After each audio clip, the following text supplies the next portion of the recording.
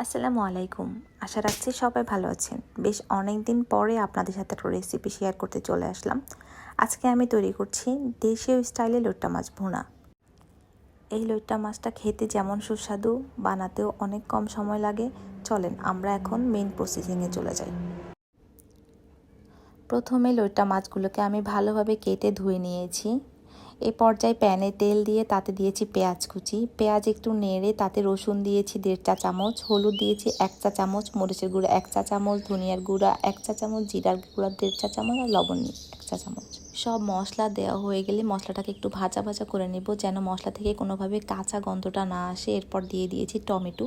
এই রান্নার মূল ইনগ্রিডিয়েন্টস টমেটো, সো আপনারা টমেটোটা কোনোভাবে স্কিপ করবেন না। এই পর্যায়ে আমি একটু পানি দিয়েছি।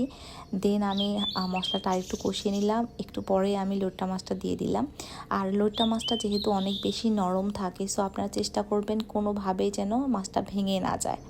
এ পর্যায়ে আমি চুলার আঁচটা মিডিয়ামে রেখে লইট্টা মাছটা ঢেকে দিয়েছি। 20 মিনিট পরে দেখেন আমার লইট্টা মাছের কালারটা অনেক বেশি সুন্দর এসেছে। আমার কাছে ধনিয়া পাতা ছিল না দেখে আমি ধনিয়া পাতা দিইনি।